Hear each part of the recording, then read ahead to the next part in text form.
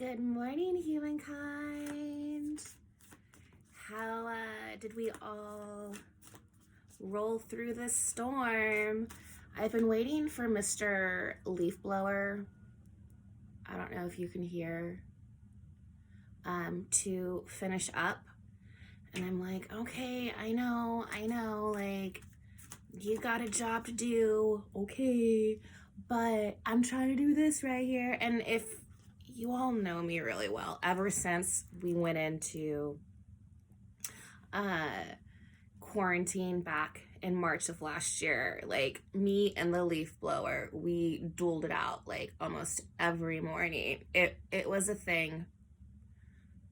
But a few months ago, we made peace and we homies now. So I'm like, all right, Mr. Leaf Blower, like, you do your job out there. There was a giant storm and it knocked over a bunch of stuff. Like, you just try and do you, boo boo, and I'm just trying to do me over here. So we're gonna work. We're gonna work as a team. Leaf Blower wants to hear a little message. Like, I get it. We're both living our best lives right now. The energy today, I'm feeling it. You wouldn't know because I'm so still right now, but it's because I'm using my Reiki table to do this reading today, and it's very kind of like, so I'm trying not to move it so that those of you who are like me, who are very sensitive to movement, don't get seasick. Yesterday, I completely rearranged my bedroom because I realized that the problem I was having with my sleeping is I legit created like a labor room, like a birth room. You're like, what? Yes. So one of the things that I always do whenever I have a Reiki session with someone is, I let them talk. And I'm listening for like little hot spots so that I can be of a better assistance in their healing. And when I leave a session with someone, I want them to be able to have like the tools that they need in their everyday life so that they can continue to progress and to feel better in life. And so often people are like, oh yeah, well, I super got into crystals and I have crystals by my bed. And immediately I'm like, you have crystals by your bed? What kind of crystals? And they're like, well, I really love amethyst. And here's the thing about crystals is they have healing properties and they have their own purposes. And so amethyst, for instance, it's a very intuitive stone. It is a third eye stone. It's also a crown chakra stone. And so if you have these like intuitive stones next to your bed and you're not really ready to have your third eye rocking with you every day, things are gonna get weird and your dreams are gonna get extra weird and you're just gonna have a lot of weird around you. And it can then spark insomnia, anxiety. You're gonna kind of freaking wig out. That's why I always tell people, don't open your third eye chakra. Like, it's super, super trendy right now to give birth. Can you tell the theme for this week? Birth. It's a big word that keeps going through my head all day long as I'm learning like my own lessons. That if you give birth to your third eye chakra, when you haven't even learned how to ground yourself, like in your first root chakra, if you're not like confident in like your own self and you haven't healed your own personal things, to then want to connect to spirit all the time, which is going to connect you to a lot more. It's going to open up your eye to a lot. You're gonna bug out. So like, let's leave the third eye doing what it's doing for you until you're ready to get there. And so yeah, I hear it all the time in these sessions where people are really struggling and they're like, oh yeah, like, I'm just a really intuitive person, or I'm a spiritual person, I've been seeking like my spirituality, which is amazing. um but this is like real shit. This isn't like I want to take out Candyland and play with some cards and make my way to the Sour Patch Land and I want to get to like the top. Like, this is a whole process. It's a healing process from the inside out. And there's so much more than meets these eyes. And yeah, so it's things that I'm learning every day too. So I was looking around my room yesterday and I brought all of my painting in my room. It's been like my little like mountain, right? My little sanctuary where I've just been coming and learning all my lessons. And so in between like meditations, I'll paint. And so I brought all of like my meditation stones in and my healing crystals. And so I'm looking around and I've been working on a lot of yoni pieces, vagina art. Been painting lots of pussies, okay? And I'm looking around and there's just vaginas everywhere. And there's crystals everywhere. Amethysts, angel lights, like you name it, like it's a birthing room. And so my spirit guides and angels are like, well, hello, like we're your doulas when you're sleeping. We're in there helping you clear things out to make a way to birth new ideas and downloads in life, and so that when you wake up you can have an aha moment, and so your wake state isn't so intense. And so we're just birthing stuff. I mean, hello, like look what you did to your room. And I'm like, ooh, yeah. So be very conscious of what you create in your spaces right now as we are letting go of the old and birthing in the new. We're in this very like transformation process. The energy is more intense and we are going into like this nesting period. When the mother is about to give birth, what does she do? She nests. She starts to bring everything in, right? She's clearing her physical spaces. She's bringing in things that she's going to need to help her out when the baby comes home. And so, yeah, I totally was like creating a little nest / birthing area in my room. And then I'm wondering why, like, why I'm not sleeping and why I'm feeling like extra emotional and all these kinds of things. So, yeah, I totally cleared out my room so it feels nice and calming now. So it's much more healing versus birthing. So yeah, I have my Reiki table that I'm using to do this reading today, because I'm just looking around and being like, all right, boo-boo, like, what are we gonna do in this room so that we can have a nice comfy space to be here with you all each day and not having to move everything around all the time. The energy, because of the full moon, this Leo full moon coming in tomorrow, is really like coming in with this roaring energy and just really allowing us to push, like push, you got this, so that we can really birth and be bold in the direction and the decisions that we are making in our lives to help birth these beautiful parts of us that we are finally realigning with or remembering, coming into for the first time and having that confidence. As we let go of these old paradigms and these masks that we have been putting on a show for the world. We're tired of putting on a show for the world. So we're, discarding those. And for the first time, it can be a very vulnerable time for people. We're allowing people to see us as we authentically are. And people sometimes are going to be like, that's not the person I know, or okay, whatever. Like, now you're wearing a mask. Oh, really? Does she think she's this kind of person now? So what? Let them think however they want. The real people in your life are going to be like, keep going, boo boo. I see you. So keep going. Push, push.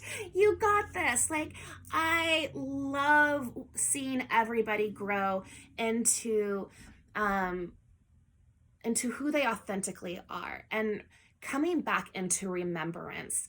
Going in and doing that deep healing and healing that inner child, because that inner child really is our self-expression and the way that we dance and maneuver through life.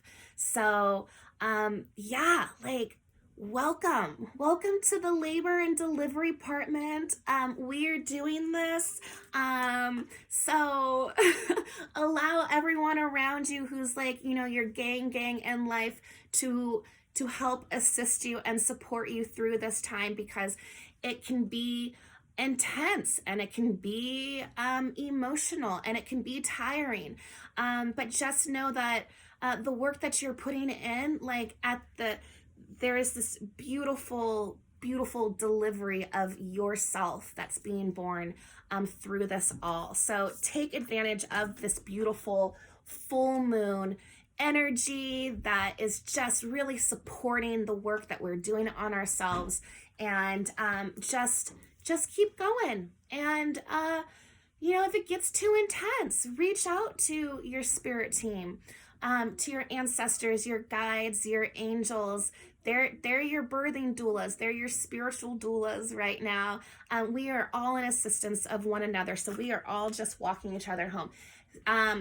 Just a second. I got a little fairy in my room all of a sudden. Can you please close that door, baby? And if you want to listen, you totally can, but you just have to be quiet, okay? Thank you. All right, so let's jump into this reading. I'm really just doing daily readings right now because we're just being really called and asked to be here. Can you please, got fairy number 2 in here. Can you please close the door as well? Thank you. We're being asked to just really honor our moments, our now moments, so that we can continually trust and align with our truths and not get too worried about what is in front of us, because we're rewriting everything right now. And in order to create future, we have to be present in our moments right now, because the future is only created through what we are birthing right now. And so it's really, important right now to make sure that we are aligning in spaces of authenticity of our truth, through love, because we are using that vibration to create that co-creation. We're co-creating with these vibrations to bring in our future aspects, just as we would with a child when we are pregnant with that child, right? We know that the child needs love, so we nurture the belly, we talk to the baby. We're co-creating that energy, that space, so that it can be birthed into a loving home. We listen to music to soothe the baby. We put nutrients into our body because we know that little being that we are birthing needs to have a fruitful, loving, healthy environment. And so let's see ourselves, our souls, as being birthed into this new beautiful Mother Earth vibration that she is creating for us, and so that we're continually anchoring in to our nutrients, nature, love, compassion, so that when we finally have that final push into life, that we have birthed a beautiful, healthy, loving, complete, divine aspect, us, so that we've birthed us, right? So let's just go into the reading now for today, and how we're going to really just work through this energy to remain in a loving vibration. The top card is going to be the overall energy for today.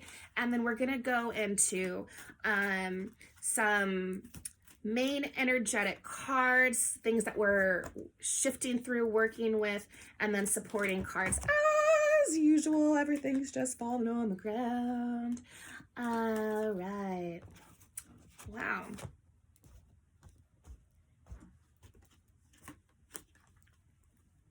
I think I totally did these upside down. So let me right side these up so that they are properly done.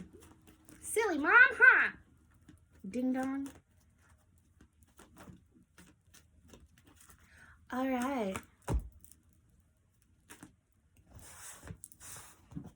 So we have higher thought, strength, positive intention. The overall card is the pathway, direction, purpose, and change. And we have higher thought, strength, positive intention. So with this pathway card, direction, purpose, and change, it's just that remembrance that we are on our path right now. And here is this beautiful being. She is looking towards the path that is above. She's crossed over that bridge. She's made that transformation. And now she just has to walk to the light, to her purpose. And so we are all in that forward moving direction. We have taken that leap of faith to walk over this bridge of change so that we can continue in our direction up to our purpose. And as you can see, we have this higher thought, which very much mirrors the path that she is taking. So it is to remain in that higher thought, to take the steps that we need to take to remain in the thought process of love and connection, unity, positive intention. How are we going to continue to birth this new self of ours? Is to remain in positive intention, to remain fruitful. The woman is holding, the fruits of her labor. And behind her is magic, unicorns, abundance. Right? You love unicorns, huh? Unicorns, and they're feeding and they're enjoying their landscape. So enjoy your surroundings, nurture your surroundings, create a comfortable environment. If you need to cleanse your space, rearrange it, nest your home, nest your body, prepare it, and keep a loving, comfortable vibration around you so that you can remain in this higher thought. We are remaining in that strength. Stay devoted as, the sword and the stone, which we talked about, in December. Remain in alignment, hold your strength, because oftentimes, during a birthing process, we get tired. And so we have to remember, the doula is like, no, keep pushing, breathe, breathe, breathe, breathe, breathe. You got this. Remain in strength. I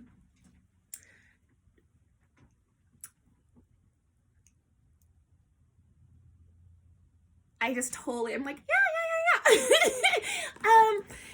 By creating this nesting environment, it's allowing us to just sit back and enjoy our walk. Sometimes it just feels so like, oh my gosh. And we have to remember that this is supposed to be fun. It is an adventure. And to take the moments around and look at what you've done. Let's go into the supporting cards.